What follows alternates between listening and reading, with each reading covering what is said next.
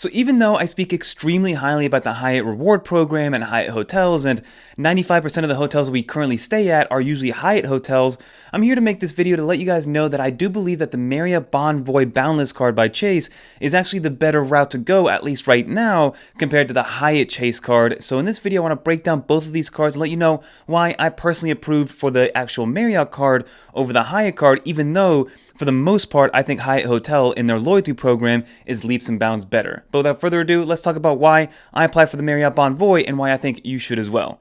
Let's get into it. So if you guys want to check out the Apply With Me video that I did for the Marriott Bonvoy Boundless card, I will leave that link down in the description below for you guys to check out to see exactly what kind of data points that I had when applying for this card and how I got approved and what kind of credit limits I got. But the first thing I want to talk about comparing the Marriott Bonvoy Boundless versus the Hyatt credit card by Chase is that the sign-up bonus is just leaps and bounds better on the Marriott side versus the actual Hyatt card, right? So when it comes to the sign-up bonuses, the Marriott Bonvoy Boundless card gets you 250,000 Marriott Bonvoy points after spending $5,000 in the first 3 months. Now, that's a little bit on the higher side, but the reward is exactly what it seems like, which is a great value. And those 250,000 points could be a little bit misleading, so just so you are aware, that is for 5 free nights at up to 50,000 points per location. So you can't maybe use those 250,000 points to stay at 2 hotels at 125,000 points a night. You do have to do 5 hotels and divvy that up with 50,000 points per night at those hotels. And then also, if you do pick a hotel that, let's say, is only 15,000 points per night, you lose those technically 50,000. And I will show you guys how I personally redeem them, but you're going to want to redeem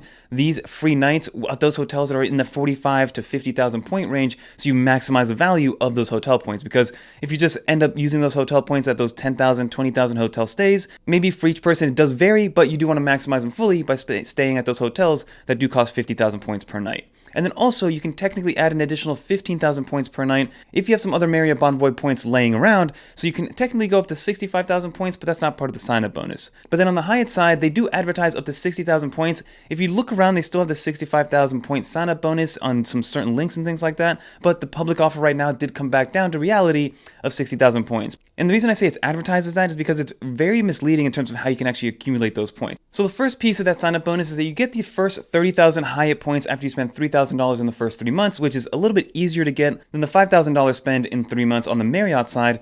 But that, again, you only get the 30,000 points. To get the other 30,000 points to get you to 60,000, they are advertising giving you 2 points back on every dollar spent on any category. So it could be your catch-all card up to $15,000 to spend, but there are other ways to spend that $15,000 if you're truly trying to maximize points. So for me, this sign-up bonus is more like 30,000 points after spending $3,000 versus 60,000 points, because you would have to spend $17,000 in a calendar year to really get the 60,000 point value that they're advertising. So for me personally, the sign-up bonus comparison on the Marriott side alone makes that Marriott card worth it, especially if you're just looking at it from a 1-year timeline. Because after the 1 year, let's say you do meet that minimum spend, you get your 5 free nights, your 250K sign-up bonus, you can actually downgrade that card to the Marriott Bold, which is a 0-fee card. So if maybe you're not getting the full value after year 1, you can downgrade that. Versus on the Hyatt side, there is no downgrade path. So once you do commit to that $95 annual fee on the Hyatt side and you get your 30,000 points, if you're not staying at Hyatt properties all the time and you're not really using it and maximizing it, you're stuck with that card at the $95 annual fee unless you completely cancel that card.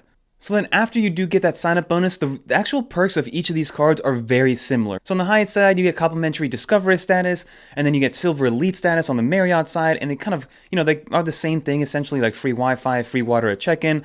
None of these actual statuses give you free breakfast in the morning or anything like that. And then when it comes to the actual multipliers, they are different in terms of numerical value, like you only get up to 9x points on the Hyatt side when you're staying at Hyatt hotels for every dollar spent, and then 17x on the actual Marriott side when you're staying at those Marriott hotels.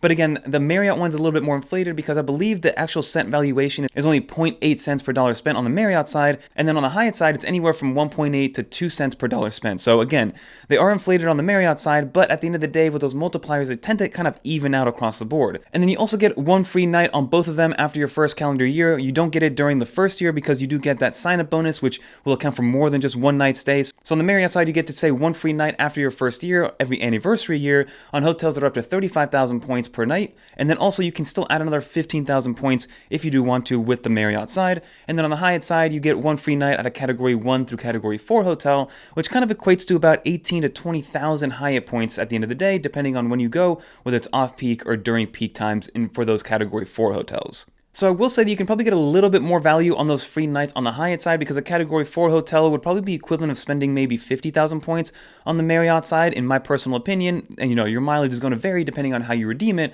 But again, at the end of the day, the perks on both of these cards are relatively similar. They both have the same annual fee. So it's going to be what you do with that sign-up bonus. So technically, with that 30,000 point sign-up bonus on the Hyatt side, you could stay at about probably 7 to 8 different nights if you really wanted to. If you wanted to stay at a Category 1 hotel during off-peak times, they're about 3,500 points per night. And you're staying at one of those lower tier hotels overall. They're still Hyatt properties, so they're still pretty well kept and things like that. But these are the kind of hotels that are kind of on the side of the road, on the side of the highway, that you stay at road trips. They're not like resort-style hotels or anything like that.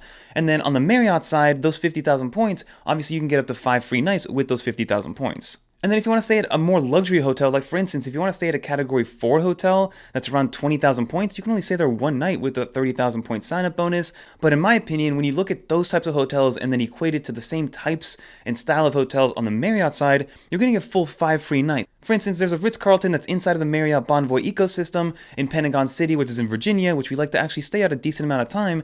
That is anywhere from 48,000 to 55,000 points per night if you get it at the correct time. So you could stay at that Ritz-Carlton for 5 total nights, or either use them all at once or use them one by one over the span of a year or 2 years or whatever the case may be. And then on the Marriott side, if you do use your award availability and stay 4 nights and book those 4 nights, you get the 5th night free and you don't have to pay for it. So technically, if you want to maximize this fully, you can actually book maybe one like vacation, when book 4 nights and get the 5th night free, and then have one more free night kind of floating around there whenever you do want to actually use that one. And again, so that gives you 6 free nights that you could potentially have versus the 1 to 2 to maybe 3 free nights you can have on the Hyatt side with those 30,000 points.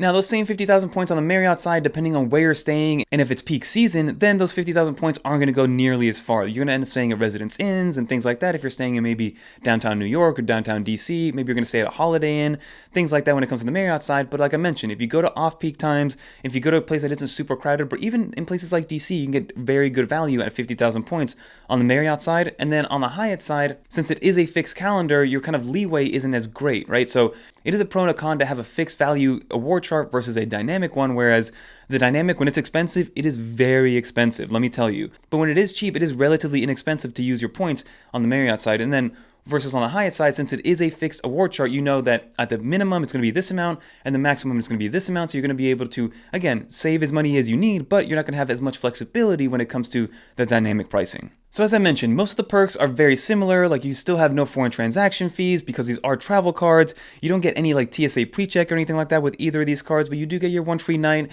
So as I mentioned in the very beginning, it's going to depend on how you actually end up using and redeeming your sign-up bonus rewards, because on the Marriott side, I believe you can get more value, at least in the short term, versus on the Hyatt side. I do plan on getting the Hyatt card eventually, and I might even downgrade, like I mentioned, this Marriott Bonvoy card to the Marriott Bold card once I'm done with it, because after I use those 5 free nights, I don't know if I'm going to be staying at Marriott properties too often, because the point valuation is a little bit different, and it's also easier for me to accumulate chase points and then transfer those over to Hyatt, which is what I've been doing for years now. But let me know in the comment down below. I really hope this helped somebody figure out exactly what to do right now when it comes to signing up for either the Marriott Bonvoy or the Hyatt card, because I love Hyatt so much that I was willing to take a big cut on the sign-up bonus just because I do like to stay at Hyatt properties. But the offer that Marriott has right now with the 5 free nights, it's very hard to pass up on. So as long as you know that you can spend $5,000 in 3 months and not overspend because you want to meet that minimum spend, I recommend going with the Marriott Bonvoy because it's a lot easier to downgrade. You get more value out of the sign-up bonus if you can actually maximize it. And then on the Hyatt card, it'll always be there. You can still always transfer your chase points out into the actual Hyatt program, and you can always actually apply for that card later on. And then also there's that Ritz-Carlton upgrade, which I definitely want to do after 1 year of having the actual Marriott Bonvoy card. But let's see how that ends up going. But that's going to do it for this video. Let me know in the comment down below if you have any of these cards, which one you applied for first, which one you plan to apply for. Did this help you at all? Always curious to know. And if you guys want to watch more videos like this one, click on this video right here. And until next time, I'm Fernando, and I'm out of here, everybody. Peace.